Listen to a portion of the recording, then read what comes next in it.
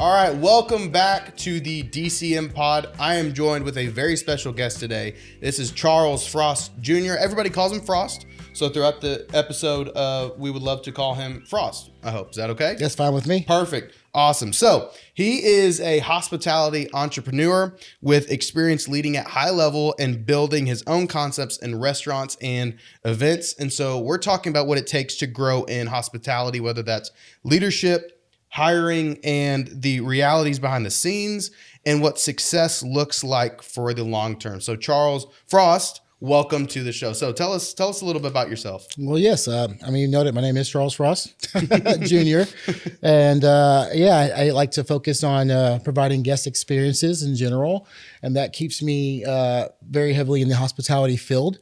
And so, yes, restaurants are a thing. That's the basis where I started. Been in restaurants since I was 16 years old, and but I've also found that passion has allowed me to expand out of that into, customizing Airbnbs for experience over just a place to stay, to my event company providing great experiences worth talking about once you're gone, to my community, and that's stretched out from that to just community events and consulting and anything I can do. If I can help provide an experience, then I'm trying to do it. And if I can find a way to make money doing that, then I'm doing that as well. So, you nailed it with that intro. Just a guy trying to be hospitable and bring experiences to my community. Bring professional experiences. Yeah, that's great. What was your first job? What was your first job in restaurant? It could be first job. You said restaurant since you were 16, so I didn't know what that. Sonic was my first job. I was a Sonic guy, grill cook. At the same time, during the summers, I was working at a wastewater plant as the lawn maintenance. That was a job. That was a very interesting and fun and a learning job. Just mowing fields and ditches and how the sewage treatment plants work. I can give you a whole tour of that. So, so that was the beginning of my journey as far as into the work field. Yeah. My first restaurant job, I was a busboy at a wing place in Houston, Texas, where I used to live.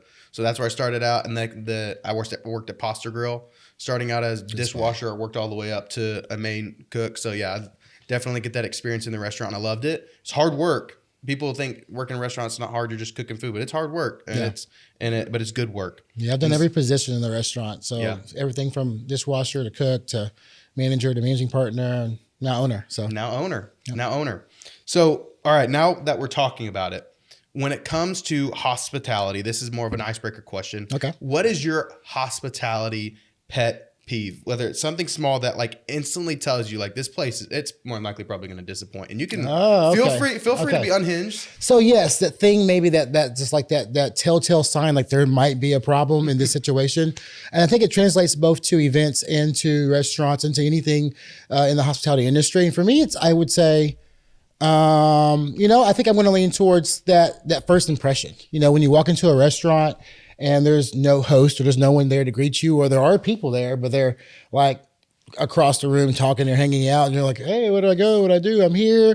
And you can translate that into an event experience too. If you're walking to an event and the event's not guest ready, you're not ready to put on that show, and you walk in and they're still doing that last little bit, or they're still decorating the tables and no one's going to go, hey, welcome to the event. I think for me, that sets the pace for the entire event. And, I talk to my team about that. Even when I host manager meetings, I try to make sure that I have like the water or the candy bowl. I want to present that first impression at all times and make sure it's a good first impression. And so that's a pet peeve of mine, is that first guest experience, that first step. If you're not getting that right, sometimes I worry about the rest.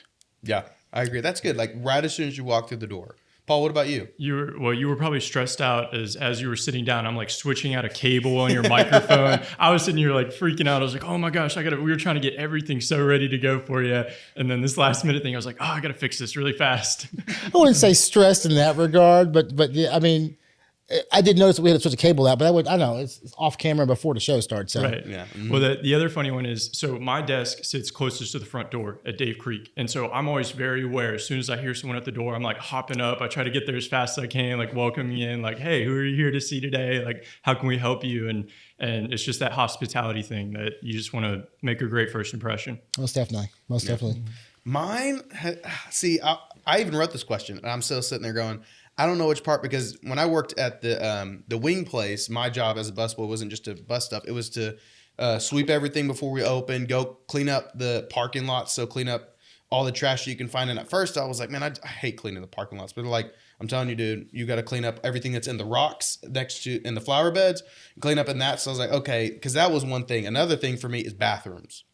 Bathrooms are the biggest tell, because like when I get there, I'm just like, all right, I'm gonna go to the bathroom real fast before we get seated. And I walk into that bathroom, I'm like, oh, this is not gonna be good. I don't know That's why. a very common industry, Yeah. known secret too. Like sometimes you'll go into a place and just check the bathroom and tell you about the rest of the restaurant. Yeah. So Yeah. It's just like that attention to detail all the way down to the bathroom. So yeah, that for me is probably, I think, out of those two, whether it's clean all the way before you walk in or the bathroom, like to me, that's what it would be. So okay. but yeah, so now that we have a little bit of a sense of who you are, Frost, now let's get into it, if that's all right. Let's do it. All right. I'm ready.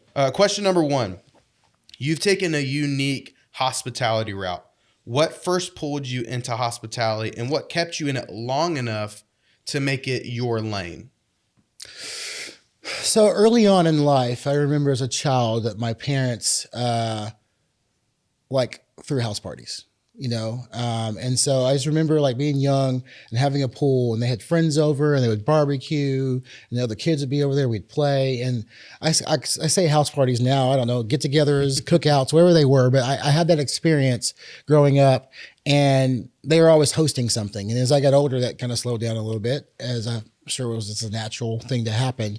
And so when I got of age to where I was able to do that, I remember like the first thing I did was I threw a little cookout barbecue pool party for graduation for myself. And it wasn't like my parents didn't do something for me, but I was like, hey, I want to do this thing. And I was ambitious and excited about it. So they just kind of said, okay, do what you want to do. And I did it. I threw a whole little backyard barbecue, and people showed up. It was a good time. And from there, I just kept doing events. And not thinking anything about it, but just wanting to find reasons to get people together to have fun, And, in college, I was throwing like pajama parties and Halloween parties, but people were paying tickets to come to my parties at 21, 22 years old. And then later that grew into when I started working for restaurants and found an opportunity to be in front of people and meet people and conversate to people and get paid to do that. And I still was throwing events. So both of those things happened early on and continued and just developed over the years throughout my career. And I kind of looked around and found myself in this network, in this world of hospitality, and I loved it and just continued to go forward. Very nice. Very nice. Is there a moment where you were like, for some people it is a job, and some people are like, they find an opportunity. Would you say there was a moment where you're like, this is more than a job, like this is a craft, and this is a business, like this is something that I want to do for the rest of my life? Was there a moment? I mean, you talked about it ever since you were young. I saw this was in my home. So was it always, do you get to see that passion, those moments where you're like, it's almost like ingrained in you to be able to want to do that? I always tell this story. It's a 2-part story. So the first thing is that when I knew like, oh, this is what I want to do. And the other part is like, oh, and I think I can make money doing this too, right? And so there's a point where, you're working in these restaurants, and when you look up, you see, at that point, there's a lot of corporate chains in my life. And so, there's these big corporate entities running them. And so you just don't ever think about like who's the career. It's just the management team up. And then after that it's corporate, right? And I found myself with opportunities to start working in some smaller, like locally owned restaurants. And when I was working in those types of restaurants, I got to meet corporate, and corporate was a person, and the person was someone who had an idea or a concept and went all in on it and opened their own restaurant. And then they got to a place maybe where they had their managers running it for them, or they were still running the restaurant. I started to meet restaurateurs. And that's when I was like, oh, so like, I don't have to be some big corporate entity to be a restaurant. I mean, I knew they existed, but I'm an 80s kid, so corporate was everywhere at that time, and the mom and pop restaurants weren't as plentiful as they are now. Eating local wasn't popular then, right, as it is now. And so that's when I realized, oh, I could, somewhere around that time, I would say by the time I moved over to Conway in the restaurant field and met the people who are running the Jeremy Gardner is running TGI Fridays, Mike Coates at Mike's Place, Scott Stevens for Old Chicago. And I was like, oh, there's people behind that word corporate at this level. And could I be those people, right? Another thing is when I realized this is my passion, restaurants was the first one that got me into this field of hospitality and experiences. I remember walking through a restaurant and seeing like this couple, and the guy like ate a piece of food. He's like, this is so good, And then I was like, oh, I did that. And then the next table, it's a whole group, a couple of friends, all just talking and laughing, having a great time. No one's on their phone. Yep. And I was like, man, like I'm providing more than just like you're hungry, come eat. Like I'm providing a place for people to meet and greet and give them experiences and give them opportunities to see new things and just be together. And I was like, I like this, and it makes me feel good. Now I wonder how. If I can do this and make money, why would I not just go all in and try to do this and make money? Well, there you go. All right, then we'll just go on to the next question. That was great. So you've led at a high level as a GM, including roles at Old Chicago or Brick and Forge. What did operating someone else's business teach you that you now apply as an owner? I have learned a lot. I credit. What hopefully will end up being success. I don't think I'm successful yet. I think I have a ways to go, right? I'm always trying to do the next best thing. But to the people who took chances on me, who mentored me, and who allowed me the opportunity to grow.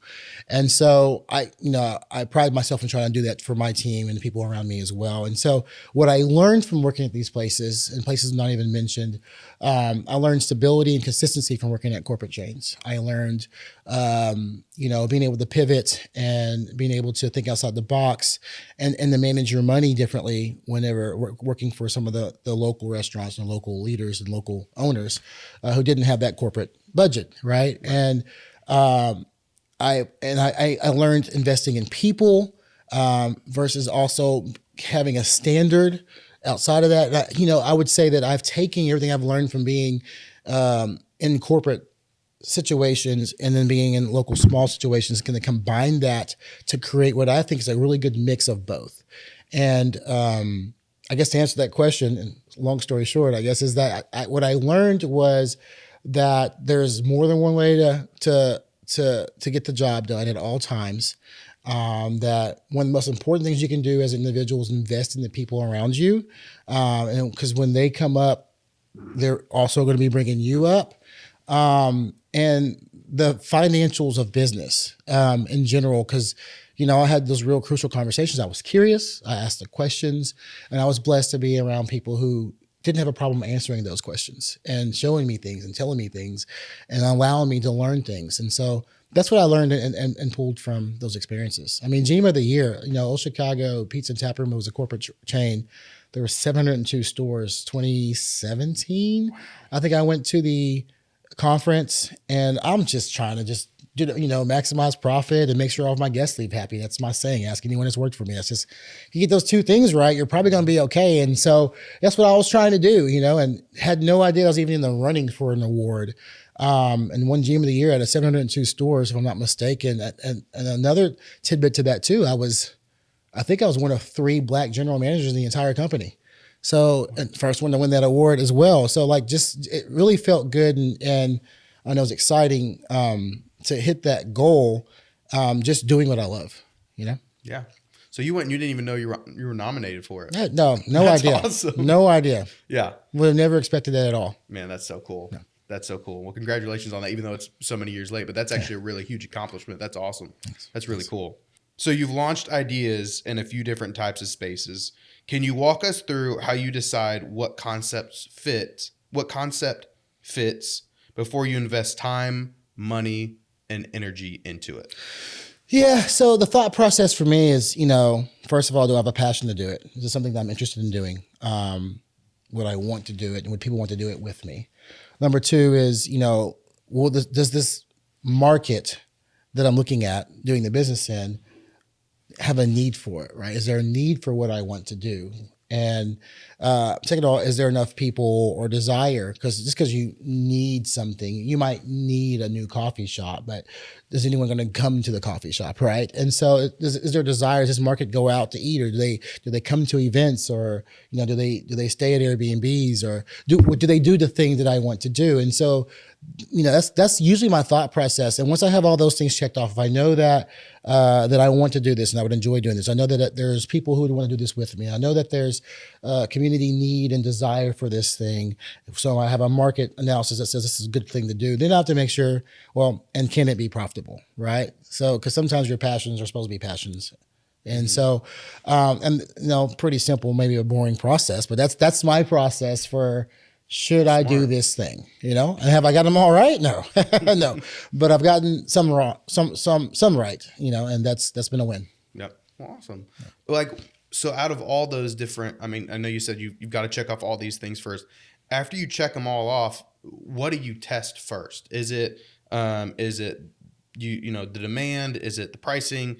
If it's a restaurant, is it the menu? Are you testing the experience or just the location? I mean, what's your first test for whatever it is that thing is? So specific to like a restaurant, location is key, and menu, right? If your menu is not needed, then you're not gonna. It doesn't matter if everyone already has this items or this vibe.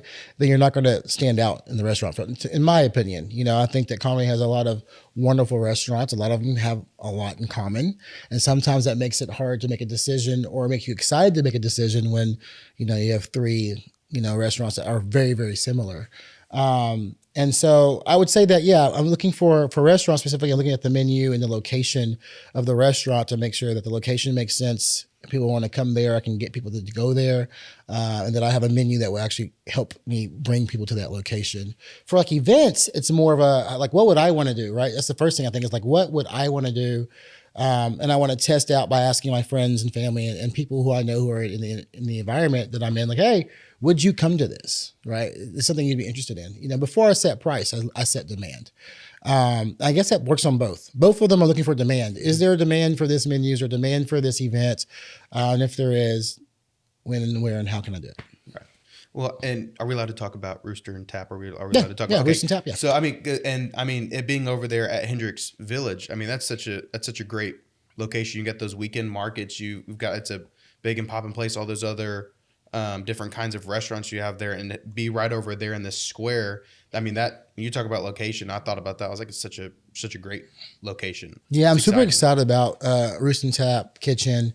The menu is just different enough in Conway that I don't think anyone else is offering the same selections. I mean, are there some things that are similar to other restaurants? Yes, there's some staples, but there's a lot of things in this menu that you'd have to drive 2 hours away to get, right? But also the location was stuck out to me. Hendricks Village just rolled their entertainment district, which is really cool and showing Conway's growth. And what's different than Hendricks Village Entertainment District in downtown is that at Hendricks, at any point in time during the day from 11 till 11, you can walk in and grab and go. They have this beautiful square outside where they already got events happening. Double side coin that, I have an event company that's always trying to stimulate the community and do things. We have this square out there that needs to be stimulated. So, DNC Event Services has been, whispered in Hendricks' ear, like, hey, let's partner up and do some cool things in the square. So DNC has a goal to try to help stimulate that square and have more things popping. Maybe a movie night. You might see an ice skating rink pop up or in the winter this year. So things might be happening in that square with the event company, helping stimulate that, working with the college and the community and everything else. And on the flip side, you're going to have this restaurant. It's in a growing area. Now, La Pista is doing great. Castro Brothers have a great product, have a great concept over there, great food. Purple Cows get their liquor license. It's a great burger and fry spot, and if you're a college kid or a young professional or just anyone in Conway, and if you think about, I can go down to the square and get pizza or a burger or a rotisserie chicken or fried chicken or sushi or coffee at Demira Coffee, and then go outside, listen to live music and drink a beer. Like, that's kind of cool. You can do all that in Conway. You can be all there all night. You just, yeah.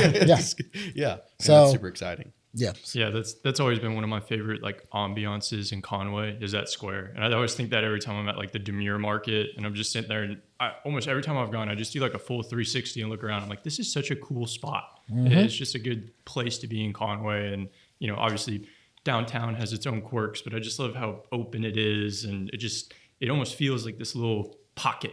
It cool reminds me of, it's like a complement of downtown. You know, it reminds me of, for a larger city, you have like downtown Dallas, was it McKinney Avenue or whatever it's called, where you know, like a downtown spot, but then you would hop over to this other little district and it was like Deep Ellum. Now that's changed over the years, but in the beginning, Deep Ellum was a small local spot that had a couple of cool things. And then you would go downtown to Dallas to do all the downtown Dallas stuff. Now Deep Ellum's blown up, but yeah, it gives you that vibe where, you know, they have different vibes, but they do the same thing for their community. I was about to say, I went to Deep Ellum probably 3 years ago. It like complements it, but it's got its own little vibe to it as well. And I would agree the same as for Hendricks College as well, or Hendricks Village as well. So, all right. So you are building across multiple lanes. You've already mentioned it. Restaurants, your event company. What does a real day in your life look like when you are juggling between different business concepts at once? So you got to have your aces in places for sure to be successful in running multiple concepts. And that's just the key. I've been asked that a lot. Like, how are you doing all this? Well, I'm not doing all this. I have key people in my life and on my team who help me accomplish these goals. Hannah Servetter is my director of operations for DNC. She runs a lot of the show behind the scenes. I'm more and more every month the face of DNC, and not actually the guy pulling all those levers and push all those buttons. You know, with Roost and Tap, I've got a great team hired currently. Ken and Emma have been in the restaurant scene for a long time. They're well-known people. They've done a great job in Conway, and they're going to be leading that front with me for Roost and Tap. So I feel very confident about that as well. And everything else I'm working on too, you know, the COSO project, which is opening Conway Social, still involved with that as a part ownership. And now we're franchising that. So we've got a whole team coming in to run and manage that for us, and we're still providing the exact same experience that I sought out with Conway Social, so pickleball, rooftop, and all that. So you know, we're able to, you know, it's not that I'm doing everything. I've got aces in places to help me achieve these things. But a day for me is quite complex. I time block a lot. Yeah. So one day might be 2 hours of this, 2 hours of that, 2 hours of that, and then 2 hours of that, and then 2 hours of that. One day might be, this is Tuesday, this is Roost Day, this is all day Roost. You know, I do some consulting on the side for small startups and hospitality and leadership. And so, you know, every once in a while somebody will get in my calendar and book me for a 2-hour consulting session. I'm also very involved as I can be in the community. I'm on the board of directors for Create Conway. I'm on the board of directors for Chamber of Commerce. I'm on the board of directors for the Downtown Partnership. I'm highly involved with helping out with, you know, where I can, how I can with certain charitable groups in Conway as well. And so, you know, I'm doing a lot, but really it's the aces in places that allow me to do that. Right. So it's not, is it one of those things where, you said you time block. Is that one of those where the night before you're like, okay, I've got all these things. Tomorrow, this gets my attention. This, and then, like you said, it may be Tuesday is all for Roost. Wednesday is for something else. I didn't know if it was one of those where it's like, this day is my attention that goes straight towards this. But that, I mean, time blocking, huge. Yeah, I mean, every Monday is, I call it Money Monday. And I go through all of my P&Ls and all of my accounts. And I make sure all the money's right. And so I give myself, you know, a little Pomodoro timer, maybe an hour and a half, depending on how long that business and what that business takes. And after doing this for a while, I've kind of figured out like, oh, I need an hour for this business, but I might need 3 hours for this business. And so, you know, I get up, I start my routine, start my day, try to go to the gym if I can in the morning, or at least do a little bit of yoga or stretch, get my mind right. Mondays I don't have to really plan, but Mondays I know, because I already know what I'm going to do. And then 9 o'clock is Frost Enterprises. All right, go through the accounts, go through QuickBooks, go through the calendar, make sure we're good to go. How's the rest of the week looking? And then, by the end of a Monday, typically I've done all the businesses. Tuesday, I know that I have a Roost and Tap guaranteed meeting, and Roost and Tap's got my full attention all day. Currently, Roost and Tap's taking a lot of my attention because we're 3 to 4 weeks away from opening. But yes, so that's how I time block. I kind of look ahead of the month almost. I kind of think a month out, and I try to plan. The only thing that hiccups me is that I do have that calendar where people can like book a coffee or book a lunch or book a consult, and some people just have that link, and that's just fine. People, if you're watching this, but so sometimes randomly they're like, ding, I want to get a lunch. If I don't have it blocked off, then I'll go have lunch with them, and stuff like that. So, because I don't time block everything, you have to leave some room for what ifs and all the extras. Yeah. Yeah, I'm keeping track of your calendar over here, and there's not a lot of hours left. What's something, this is kind of jumping back a little bit, but what's like a passion that you have that you found out doesn't really make money, but you enjoy doing it? What do you do when you're not, in the grind? I enjoy reading. Okay. I read a lot, and Audible has been helpful for me as well. Sometimes I can't sit down and read, but I do enjoy reading. I used to do a lot of writing, not as much as I would like anymore, but I did do a lot of writing, poetry, and short novels, short stories. I like shooting. I want to get proficient at my shooting. I'm trying to be like James Bond one day, with the John Wick. Yeah, John Wick over here. I do a little bit of gaming, not as much as I used to. That takes a little bit more time, and I hate coming back to a game and not remembering the storyline a little bit. So don't game as much as I used to. I enjoy time with my friends and family a lot. I'm a very social person, and so I'm the kind of guy that I'll be at a bar all night, but not because I'm drinking all night. I'll be there, maybe have 2 drinks and just be hanging out with my friends, talking all night, and going and experiencing things. So I spend a lot of time when I can, and that doesn't make money per se. You do network sometimes and meet people that can lead to leads.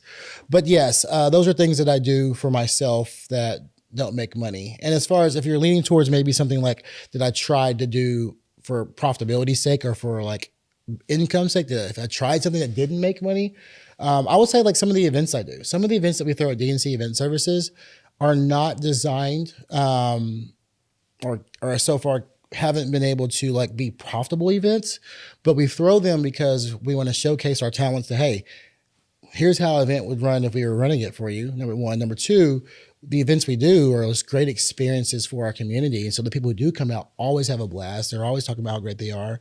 And so that'd be something that we enjoy doing and that we want to continue to do. That's not making, buku. It's not the most, like I wouldn't use our event templates as a business model. Because they're not, you can't pay bills off of them, but they're great for the community and they're great for marketing to show off what we can and can't do. Romance and Bourbon. It's our 3rd year on Romance and Bourbon. It's happening next Thursday and sells out every year. And it's just a great, 4-course meal, live jazz band. We decorate the whole room like you're in New Orleans, and it's a great friends or couples night. And we're going to do that every year as long as people keep showing up. Yeah. And is it R&M who's going to be cooking? Yeah, Chef Marianne with R&M Coffee. She's been doing the menu for 3 years now. We switch it up every single year. And it's been great. It's great. This year's menu, I don't have it memorized, but I remember thinking like, this is probably the best one she's done yet. So I'm really excited about this menu. She's great. Their food is amazing. Yep. I did a video for them when they were at like 2 locations ago, and they sent me with a meal to go. I'd never even heard of them before we went and filmed this video. And it was the first time I had it. I took it home. I started eating. I was like, this is incredible. Beignets. They're beignets. Mm-hmm. Very Awesome. good. Yeah. Yep. All right. So in hospitality, what are the hardest challenges that can disrupt success right now? In hospitality, what are the hardest challenges that can disrupt? I would say expectation versus reality is a hard challenge for us in the hospitality field. I don't think a lot of people truly understand what it goes behind the scenes for either a restaurant and even for the event company. And sometimes the value of what you're bringing is hard to put across until they've experienced it. Sometimes sales are hard to say, I can do this myself. You could, you could probably do some of this yourself, but could you do it as efficiently, as fast, and as well as we're going to do it? And do you want to spend your entire birthday decorating and running around getting all the supplies for your birthday? Or do you want to show up and have the birthday experience, or your wedding, And so I think it's really hard to sometimes, and, that goes to sometimes the food, like $20 for chicken fingers. Well, we do have to pay someone to stock it, cook it, and then you want us to hand bread it and you want it to taste good. So you want us to use premium seasonings and then you want, ready to, local food, local flour or local products for it, and so there's costs to these things that people don't recognize and realize. And so you're always trying to find a balance of like, what's the number that I can price this at that they're going to see value in.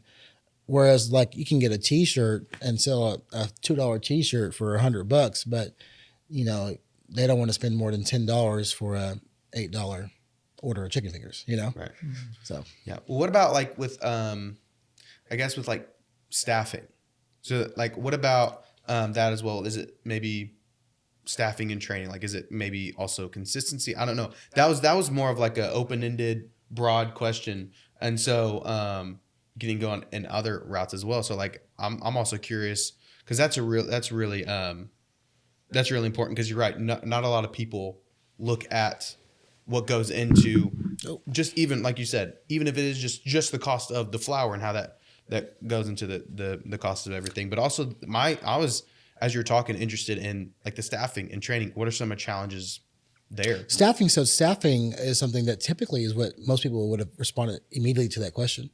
I have found, and I've been blessed to where staffing has not been a problem for me in my career. During COVID, when everybody had a staffing shortage, I also had a staffing shortage. But I remember specifically, like I've always had the lowest amount of, what do they call it? W-2s, 1099s. What do you send out at the end of the year? W-2s? W-2. Yeah. W-2, yep. Yeah. So like we used to compete how many W-2s are you mailing versus handing out. And I had the lowest for like 10 years straight, so turnover was always low for me, even being in a college town. Creating a culture and atmosphere where people want to work for you and want to be there and creating that family environment, and showing each other that mutual respect, has given me the opportunity to not have as many staffing issues. I mean, we put up our post Monday that we're hiring for Roost and Tap. And we have already more applicants than we can have. If I hired everybody, I'd be overstaffed. Yeah. And that's, what's today? Wednesday? Yeah. So that's 3 days. It's not a brag. I'm humbled by that. Genuinely humbled that some people would like to come work for me again. That means I did something maybe a little bit right. Or they're excited about the new opportunity. And so both of those are awesome for me because I'm trying to provide a new opportunity, and for them to be excited about it is great. And if they enjoyed working for me when they come back, it's great. So staffing should and could be a problem for most people. And it is always hard to find good staff and quality staff at all times. I will say that the hospitality industry has changed during COVID. A lot of people learned that or found out there's other opportunities for them outside, and jobs actually were created for people who would normally all filter towards our organization. There's new things that just came out of COVID that they can now do. Spending for remote jobs and how that's spread out. There's a specific friend of mine who his job was complete remote, and you had to have a degree to do the job. And now after COVID, they were short staffed, so they got rid of that stipulation, and now they're just overstaffed. And now, that was something that was limited before COVID, and now anyone can do that. So I can definitely see where there are challenges in getting staffing done. And I'm not going to sit here and toot my horn and say that I don't see those challenges. But when I think about what's the hardest part, for me, that's not the first one that pops up for me. Yeah, well, that's good. I think that's a tribute to your character and also your humility. Every single question, I feel like there's a sense of humility. So I just want to congratulate on that. Oh, and it's just, and I think that has fed into so many other areas as you've talked. And I was like, he sounds humble, and that's a huge key thing, whether it is business owners or GMs or whatever, especially in the restaurant industry. That sounds like you definitely got right. So kudos to you is what I'm trying to say. So that's thanks. Awesome. Yeah. Is there anybody you've talked about, maybe this isn't for them, is there anybody, like, what do you look for when you can tell someone is going to thrive in this industry, he's going to thrive in the hospitality restaurant? Is there something that you look for? I think the people who do the best in this industry are self-aligned achievers. Because this is an industry where there's not a lot of time to teach or hold hands. I think training is one of the most important things you can do in any industry, in any business. And sadly, in the hospitality industry, it tends to be the thing that's the hardest to accomplish because it's always going. There is no like slowing down for training. Most time when you're training in this industry, you're training in real time during the shift or in the moment or something. And you can't train things until they happen a lot in this industry too. So there is no like, here's the script, learn the sales script. It's like, all right, they're going to ask you the craziest question in the world today, and we're going to figure it out in real time together. So next time you might hear a version of it, you can figure out your answer later, right? And so I lost the question. What was? It was just like, what do you look for that tells someone will thrive? So yeah, self-reliant achiever is someone that's going to be able to go out there and figure it out and take those the initiatives for the next step. Also, personality. Can you have a comment? When I interview people to work with me or for me, I look for who they are, what they do. Are you at home gaming all night, or are you out with friends? Do you play team? Are you a team active person? Are you, can you have a conversation with me? Those are all things that are important because I can teach you how to push a button that says taco. I can teach you how to, mix a drink, but I can't teach you to smile and carry on a conversation with our guests. And again, for me, that goes back to my thing. I'm trying to maximize profit and make sure the guest leaves happy. And I think the best way to do that is by providing an experience. And I can't teach you to provide an experience, but I can allow you to provide your natural self to provide that experience and give you the tools and the skills to do it well. Yeah, and it kind of starts at the top, with you, but then that experience extends down to all aspects of your business and the people that are in your company. All right.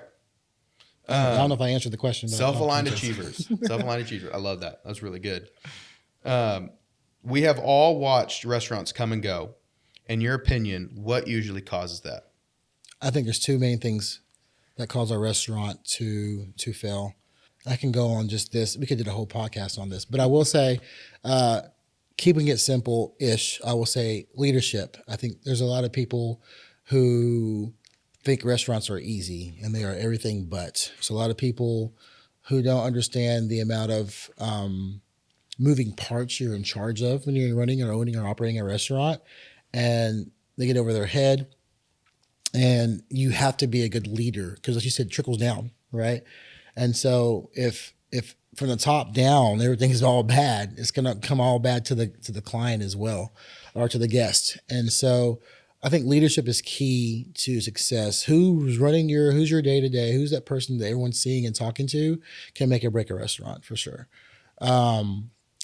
Second thing is I think business savvy, business knowledge or understanding.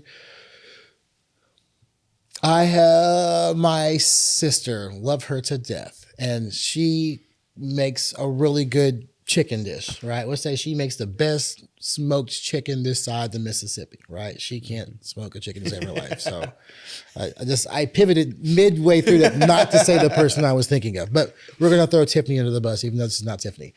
So what that doesn't mean is that she can open up a smoked chicken restaurant and be successful because she has the best chicken in the world. Because the best chicken in the world is not going to cost out her menu, not going to cost out her labor, not going to market her product, not going to make sure she has community ties. And although we do go out to eat because we want to enjoy the food, there are places that have really good food we don't go because the service is horrible, or it smells bad in there, or it's too far away, or it's just not very comfortable, right? And there's places that have amazing, beautiful buildings, but the food just tastes like they just boiled it all in water, and so we don't like to go there, right? There's places we've gone to where it's overpriced or underpriced. And so you can't just have the best smoked chicken. You have to understand all the aspects, the people, the product, the promotion, and the place all have to be taken care of in order for you to be successful. And that takes more than just a talent. It takes more than that. It takes some knowledge, some business savvy. And so, I've done some consults for people where, we priced out their menu. Like every time you sell this dish, you lose $5. Did you know that? So, you had a record sales week and you had a record loss in sales, the record loss in income, And you didn't even know it because you're like, we're kicking butt. I don't know what's happening. I know what's happening. You're selling this for $5 less and you're paying for it. So, and that's something that they were amazing at, that dish and that talent, but they didn't have the business behind it. So you're almost triggering me from my childhood. So I never actually worked in restaurants serving, but my dad was an accountant and specialized in the restaurant industry. So I grew up making videos like in the restaurants and spending times with the owners and talking to the staff and just hearing about it. And I learned everything to know that I didn't want to touch the restaurant industry and didn't want to go near it. And so it's interesting to hear you say, because we would run into that, the pricing, and to see the back end of how everything adds up to the experience of being able to just put a dish down on a table. And there's so much that goes into that, and there's cost to it, like you said, with it's a $20 plate of chicken fingers, but it's because they're good chicken fingers that take time and people and money to actually get there. And the experience is all part of that. Yeah. Most definitely. Yeah. All right, we got 2 questions left. This one, really interested to hear about this one. Looking back over it, let's just narrow it down, because if I said looking back over the many years, let's say last 2 to 3 years. So over the last, and it doesn't have to be within that, but just trying to give it some sort of range. But over the last 2 to 3 years or last few years of building and starting up, what lessons have been the most expensive and what have been the most valuable? Most expensive. So which lessons cost me the most money to learn and which ones benefited me the most? So I have a tragic flaw of always seeking opportunity and growth. And I say tragic flaw because that out loud, that sounds like, well, that's great. You should be seeking opportunity and growth. But sometimes, you need to sit in your success, sit in the moment and enjoy, learn, and prosper in what you've achieved and done. So growth for me is something that I've always, pushed for. And so what's cost me money is growing too fast. That's been very expensive, trying to do more than I need to do to get to where I wanted to get there sooner. I rolled a whole billing system, hired a whole staff, probably about 6 to 9 months before I should have. And I did the math and knew I was doing it early. I was like, but if I do it now, I'll be better later, which ended up working, but it did cost me that time. And that period was financially taxing. That was probably one of the biggest costs. I think that everybody thinks that when you're an entrepreneur that you're just rolling in cash all the time, but there's some ups and downs. And that was one of my downs, to where I was like, I'm not making the money I should be making right now because I'm spending it all on this growth plan that I'm doing prematurely. And I know now that it probably would have been better and easier and smarter for me to take that and break it down into sections and let it and do it instead of trying to rush it. Let it happen and do it as needed and more strategically, instead of, I'm ready to double sales. This will help me double sales. Let's go. It should have been like, I want to double sales by this time. Let's go a quarter here, a quarter here, a quarter here, and a quarter here. Right. So that was a little bit costing in the moment for sure. Follow up. What was the second part of that question? What has been the most valuable? Which one has benefited? You kind of reworded it. What's benefited you? Lessons wise. Someone once told me, every week you should look at your plate and take something off your plate. And I thought about that as like, well, if you're the boss, if you're running the thing, like if you're taking things off your plate, how does that work? And I'm the kind of guy, if I did take it off my plate, I'm just gonna put something else on there because my plate's empty, right? I got to fill it back up. But what I have learned is that something that I can't take care of my team, my business, if I'm not taking care of myself. And sometimes, you got to be a little selfish as an entrepreneur every once in a while, because you're giving so much of yourself. You're thinking of yourself as a bank, and you're giving out coins to your staff, to your team, to your vendors, to your partners, to your guests. You're giving, and they're putting stuff back in, hopefully, right? And if they're not, you look at that relationship. If they're a guest, you might want to look at this business model, and if they're your team, you might look at your staffing, and if they're your family, you might want to have some conversation with your family. But remembering that I'm giving out a lot, and sometimes I need to put a jar on that and kind of sit in it, or fill it up, put some of my own self back in there, refill my own bank, get my interest rolling, however you want to word these things.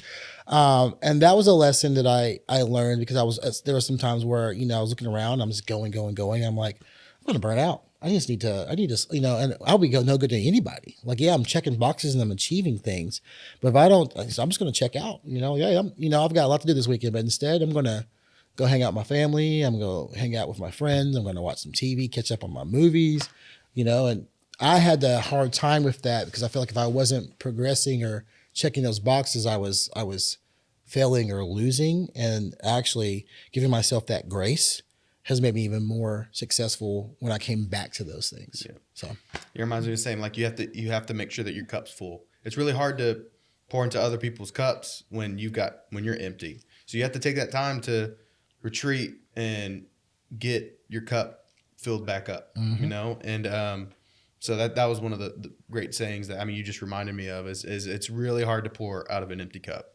100%. So that's really good. All right. Last question. 10 to 15 years from now, this was a Glenn question. Glenn was like, you should ask him this question. I feel like it'd be a great question. 10 to 15 years from now, what does your day look like, and what does success mean to you by then? I get asked a version of this a lot. Like, are you going to ever stop, or what? What's the plan here? So I do enjoy what I do. I enjoy being a part of events. I enjoy being part of restaurants. I enjoy the work.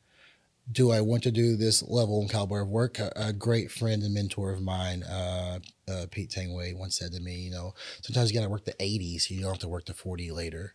I feel like I'm working the 160 right now. But yes, 10, 15 years from now, the goal for me is to be in a place of simplicity and happiness with my family, with my leadership teams, with my companies, to where I'm not having to remind myself to take the weekend.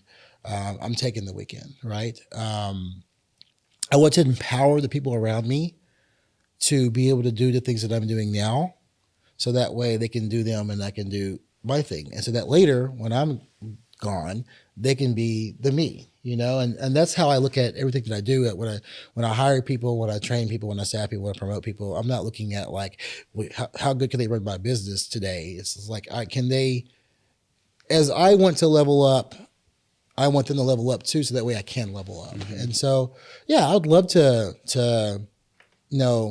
be CEO of some holding company, and I'm just checking in, or I'm the guy that comes into Roost and Tap and just makes my favorite pot of gumbo every week, but I don't have to be there. I don't have to be anywhere.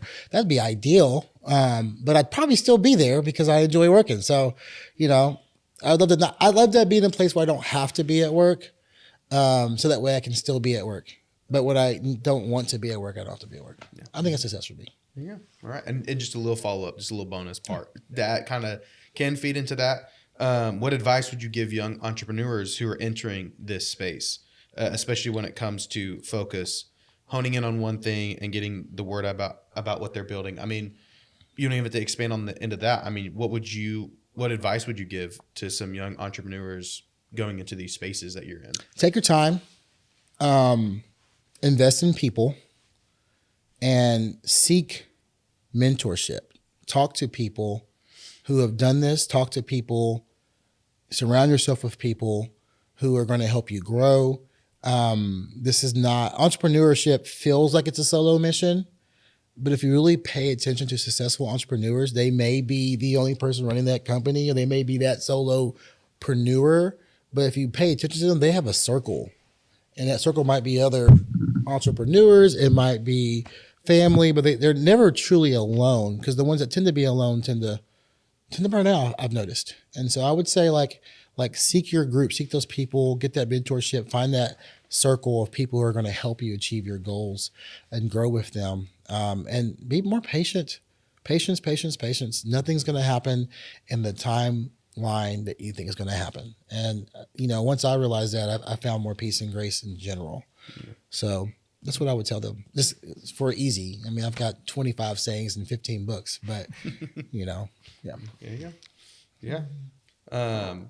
Grace last month had talked about, she said, mentorship. She's like, one of the greatest people who I've seen who have been so successful were people who had mentors. Yeah, they realize that I don't know it all. I need to make sure that I'm getting advice and And I'm seeking wisdom from other people because I don't know it all. 100%. Grace is amazing too. She coined me a serial entrepreneur. I've taken that and ran with us. I'll take that. I guess I'm a serial entrepreneur. But yeah, I mean, she's someone that I talk to, and she talks to me, and I go to her entrepreneurial class and speak to the class, and several people from her class have gotten my number or my link and have coffee and lunch with me and just ask me questions.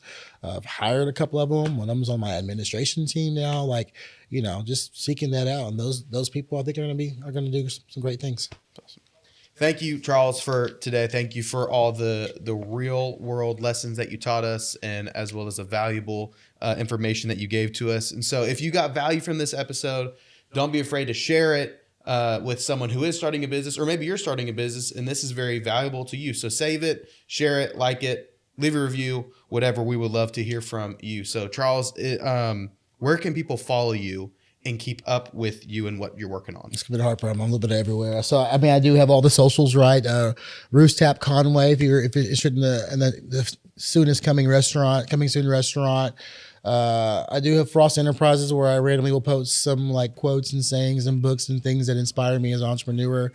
It's also on Facebook. And then DNC Event Services, Facebook, Instagram, TikTok, all the places as well. That's a good place to follow us for upcoming events and then be part of the know and get into do those things. So yeah, I would say those are the top 3 places to find and follow me. And again, my personal, you can follow Charles Frost Jr. Follow all of them. Follow everything. Yeah, follow everything. Keep in touch with Charles. Keep in touch with Frost. Man, I already did it. But all right, man, you'll have a good one. We will see you guys on the next episode.